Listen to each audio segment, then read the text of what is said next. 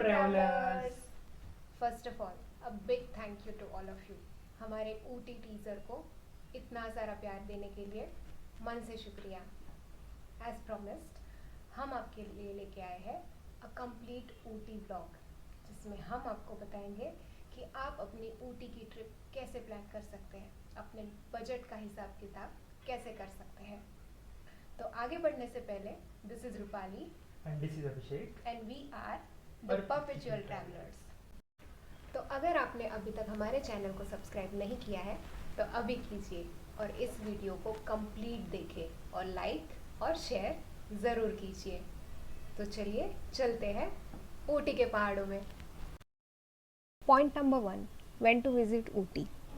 देखिए ये आप पे निर्भर करता है कि कौन से मौसम को आप एंजॉय करना चाहते हो ऊटी में, पर best months to visit are from March to June और September to November. Jan Feb में वहाँ पे ठंड बहुत ज़्यादा बढ़ जाती है, इसलिए बहुत से लोग इसे प्रेफर नहीं करते। बट अगेन ये आप पे डिपेंड करता है कि आपकी चॉइस क्या है और आप कब विजिट करना चाहते हैं। Number 2, how to reach. So हमारे पास बेसिकली 3 वेज है, बाय एयर, बाय ट्रेन और बाय रोड। हम बाय फ्लाइट और एयर गए थे क्योंकि हमें वो ऑप्शन कन्वीनियंट लगा था उस टाइम पे। हमारी ट्रिप मार्च में थी और सिर्फ 3 दिनों की थी, तो हम ज़्यादा टाइम ट्रैवलिंग में नहीं दे सकते थे, इसलिए हमने कोयम्बतूर की फ़्लाइट ली और वहाँ से कैब से ऊटी चले गए। आप बाय ट्रेन भी जा सकते हो कोयम्बतूर और बैंगलोर, और वहाँ पे उतर के आप कैब हायर कर सकते हो ऊटी के लिए। नहीं तो आप बाय बस भी जा सकते हो या फिर सेल्फ ड्राइव करके भी ऊटी पहुँच सकते हो। इसके बारे में more information you will find on screen and in the description. चलिए बढ़ते हैं सबसे इम्पॉर्टेंट पॉइंट की ओर, where to stay. Now where to stay plays very vital role in Ooty, क्योंकि यहाँ का नज़ारा एंजॉय करने के लिए आप ऊंचे और टॉप हिल्स में स्थित होटल्स सिलेक्ट कर सकते हैं या फिर आप अपने बजट फ्रेंडली ऑप्शंस भी सिलेक्ट कर सकते हैं। अगर आपके बजट में है तो आप अच्छे से अच्छे होटल्स जैसे स्टर्लिंग ऊटी इक हिल भी चूज़ कर सकते हैं। पर्सनली हमने ये चूज़ किया था। यहाँ के रूम और बाहर का नज़ारा बहुत ही मज़ेदार था। Breakfast and other food options भी काफ़ी अच्छे थे।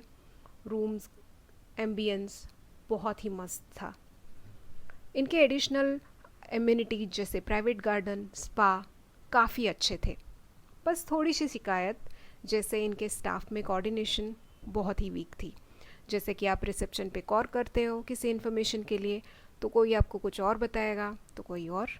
सो ये एक दिक्कत थी। Other than that everything was perfect.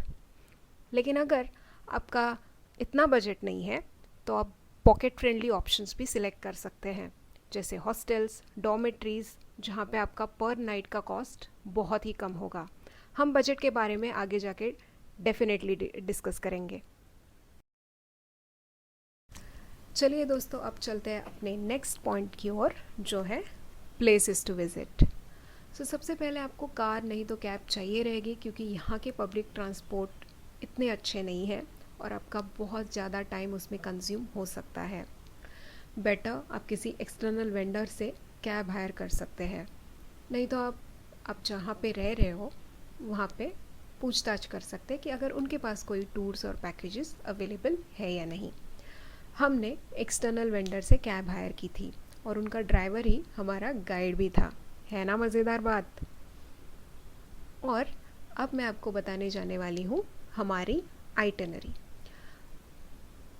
सो सबसे पहले जब हम वहाँ पे पहुँचे थे उस दिन हमें पहुँचते ही आफ्टरनून हो गई थी, तो हमने सिर्फ थोड़ा सा होटल घूम लिया, आजू बाजू के नज़ारे देखे, इवनिंग में थोड़ा सा खाना पीना खा के रेस्ट किया। दूसरे दिन हमने जो एक्सटर्नल वेंडर हायर किया था वो हमारे होटल के पास हमें पिक करने आया। उसके बाद सबसे पहले हमने केरन हिल रिज़र्व फॉरेस्ट विज़िट किया। एंट्री फ़ीस लगभग 20 रुपीज़ पर पर्सन थी।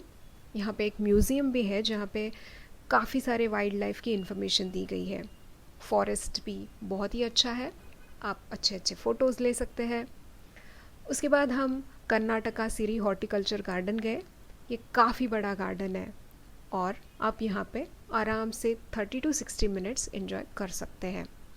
बाद में हमारा डेस्टिनेशन था tea factory and tea museum. So यहाँ पे आपको टी कैसे बनती है और डिफरेंट वैरायटीज़ ऑफ टी देखने को मिलते हैं, और आप यहाँ पे टी बाय भी कर सकते हो। इसके बाद हमने थोड़ी सी शॉपिंग की। मैंने सुना था यहाँ पे साड़ीज़ बहुत ही अच्छी मिलती है, सो मैंने शॉपिंग मार्केट एक्सप्लोर किया। एडिशनली इवनिंग में आप गवर्नमेंट रोज़ गार्डन और ऊटी बोट हाउस भी विज़िट कर सकते हैं, पर जब हम वहाँ थे वहाँ पे काफ़ी ज़्यादा भीड़ थी, तो हमने ये 2 पॉइंट्स स्किप किए और होटल में जाके हमारा नाइट व्यू एंजॉय किया।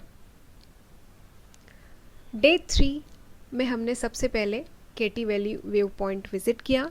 यहाँ से आपको छैया छैया वैली, जो यहाँ बहुत ही फेमस है क्योंकि चले छैया छैया छैया छैया ये गाने की शूटिंग यहाँ पे हुई थी, तो बहुत सारे लोग आते हैं ये वैली देखने के लिए और यहाँ के बहुत अच्छे अच्छे सुंदर नज़ारे भी देखने के लिए। उसके बाद हमने सिम्स पार्क गए। बहुत ही अच्छा ब्यूटीफुल सनी डे था जो एंजॉय किया वहाँ पे। उसके बाद हम डॉल्फिन्स नोज़ गए, वहाँ के आलीशान नज़ारे एंजॉय किए और लैम्स रॉक गए। काफ़ी चलना पड़ा पर अच्छे व्यूज़ देख के वो वर्थ लगा। ऑन द वे हमने टी गार्डन में फ़ोटो खिंचाए, सनसेट एंजॉय किया और ये था हमारा ट्रिप का एंडिंग, क्योंकि हमारे फ़्लाइट का टाइम हो रहा था। तो हम पहुँचे एयरपोर्ट वापस घर जाने के लिए। और अब बारी है पॉइंट नंबर 5 की, जो सबसे ज़्यादा अटेंशन सीकर है, बजट। तो दोस्तों हमने यहाँ पे जो बजट डिस्क्राइब किया है वो कंसिडरिंग एयर ट्रैवल है। आप ट्रेन बस के ऑप्शंस चूज़ करते हैं तो ये बजट काफ़ी कम हो सकता है। फ़्लाइट्स का देखें तो एवरेज कॉस्ट 5000 वन वे पर पर्सन पकड़ते हैं। ये डिपेंड भी करता है कि आप कितने एडवांस बुकिंग करते हो, उस हिसाब से ये अमाउंट डिक्रीज़ और इंक्रीज़ हो सकता है। Second, cab from Coimbatore to Ooty 3000 one way पकड़ते हैं। आप कैब में 4 से 6 लोगों को भी अकोमोडेट कर सकते हैं। इसका ऑल्टरनेट ऑप्शन है toy train from Coimbatore to Ooty, जिसका कॉस्ट होगा 400 rupees per person for second class. Now staying options, जैसा कि मैंने how where to stay point में एक्सप्लेन किया था कि ये टोटली ऐप पे डिपेंड करता है कि आप कहाँ पे रहना चाहते हैं। नाउ यहाँ पे 500 रुपीज़ से लेके 15,000 रुपीज़ पर नाइट के ऑप्शंस आपको मिलेंगे। 500 रुपीज़ में आप रह सकते हैं, जैसे कि आप अगर डॉर्मेट्रीज हॉस्टल्स के ऑप्शन चूज़ कर सकते हैं तो ये आपका बजट फ्रेंडली ऑप्शन हो भी सकता है। Now per day cab 2000 per day, अगर आपको सारे पॉइंट्स एक्सप्लोर करने हैं तो हम पकड़ के चलते हैं, जिसमें आप 4 to 6 पर्सनस अगेन अकोमोडेट कर सकते हो। टूरिस्ट स्पॉट्स जो यहाँ पे है उनकी entry fees average 20 rupees per person होती है। फूड, अगर आपके होटल या फिर हॉस्टल्स में आपका लंच डिनर इंक्लूडेड नहीं है तो आप बाहर भी ऑप्शंस एक्सप्लोर कर सकते हो। यहाँ पे आपको अच्छे अच्छे साउथ इंडियन फूड के वैरायटीज़ मिल सकते हैं एंड उसका एवरेज कॉस्ट 300 पर पर्सन पर मील पकड़ते हैं।